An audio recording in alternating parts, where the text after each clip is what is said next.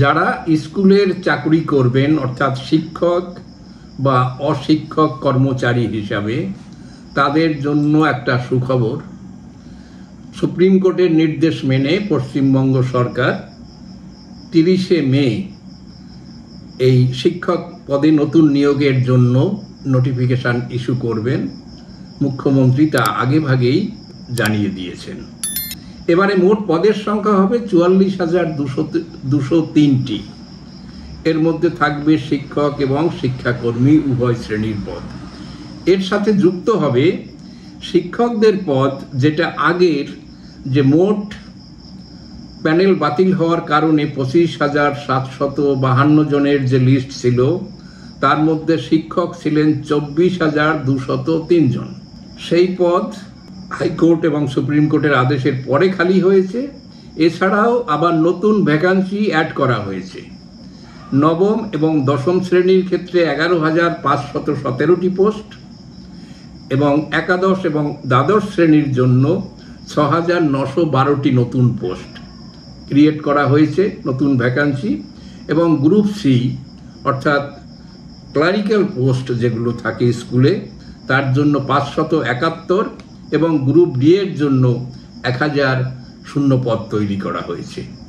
অর্থাৎ এবারে যে রিক্রুটমেন্ট সেটা বড় মাত্রায় সব মিলিয়ে 44,203 জনের।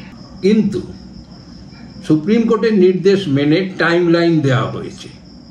সেই টাইমলাইনে অনুসারে এই পরীক্ষার জন্য 16ই জুন পর্যন্ত অনলাইনে আবেদন জানানো যাবে এবং আবেদন জানানোর শেষ তারিখ 14ই জুলাই।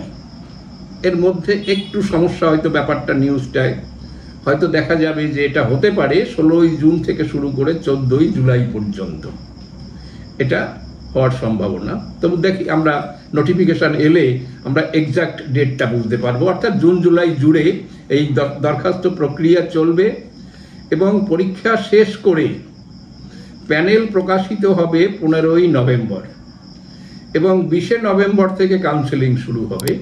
কারণ এখানে টাইমলাইন অনুযায়ী ডিসেম্বরের মধ্যে শিক্ষক নিয়োগ প্রক্রিয়া কমপ্লিট করতে হবে। কাজেই অতি দ্রুত, যেটা পশ্চিমবঙ্গে হচ্ছিল না এর আগে এত তাড়াতাড়ি এই নিয়োগ প্রক্রিয়াগুলো, এবারে সেটা হবে। চাকরি প্রার্থীদের কাছে এটা বড় সংবাদ। এর মধ্যে সেই সুপ্রিম কোর্ট এর আদেশ অনুসারে যাদের চাকরি প্যানেল বাতিল হয়েছে এবং যোগ্য যারা ছিলেন তারা বয়সের রিল্যাক্সেশন পাবেন, সেই অনুযায়ী বসতে পারবেন। এবং অন্যান্যদের ক্ষেত্রে যে নোটিফিকেশন অনুযায়ী যে বয়স, যে কোয়ালিফিকেশন যা কিছু থাকবে সেটা মেনেই দরখাস্ত করতে হবে। কিন্তু কথা হলো, এত বড় রিক্রুটমেন্টের যে প্রক্রিয়া তা করতে গিয়ে যে ইনফ্রাস্ট্রাকচার আছে স্কুল সার্ভিস কমিশনের, তার দ্বারা কিভাবে এত তাড়াতাড়ি সমাপ্ত হবে?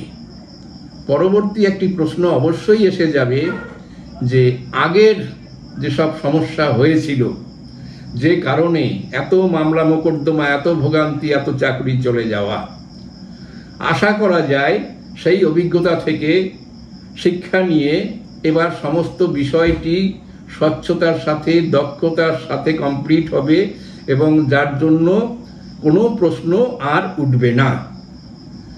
কারণ এই পরীক্ষার উপরে সমস্ত কর্তৃপক্ষ, সমস্ত দিকের নজর থাকবে। তবুও একটা প্রশ্ন থেকে যায়।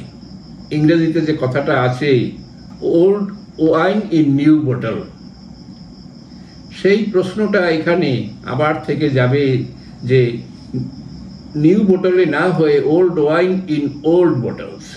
কারণ সেই নিয়োগ প্রক্রিয়ার সাথে যারা যুক্ত, সেই লোকদের মন মানসিকতার বদল, তাদের উপরে ঊর্ধ্বতন কর্তৃপক্ষের যে প্রভাব, সেই সবগুলো যদি সম্পূর্ণভাবে কাটিয়ে না ওঠে তাহলে এইসব নিয়ে আবার নতুন প্রশ্ন চিহ্ন তৈরি হতে পারে। কিন্তু আমরা আশা করব এসবগুলো কিছুই হবে না। এবারে বিশুদ্ধভাবে, অতি স্বচ্ছতার সাথে এই প্রক্রিয়া কমপ্লিট হবে এবং পশ্চিমবঙ্গের প্রায় 44,000 ছেলে মেয়ে আবার কর্মের সাথে যুক্ত হবে, যাদের মধ্যে যারা অলরেডি চাকরি হারিয়েছেন যোগ্য ছিল কিন্তু চাকরি হারিয়েছেন, তারাও এখানে বসতে পারবেন। আশা করি তাদের অভিজ্ঞতা, তাদের বিদ্যা, তাদের পরিশ্রম দ্বারা তারা আবার সবাই এখানে নিযুক্ত হবেন। আমরা দেখি, ভবিষ্যতের দিকে তাকিয়ে থাকি এবং ভালো আশা করি। সবার জন্য আমাদের শুভেচ্ছা এই চাকরি প্রার্থীদের জন্য।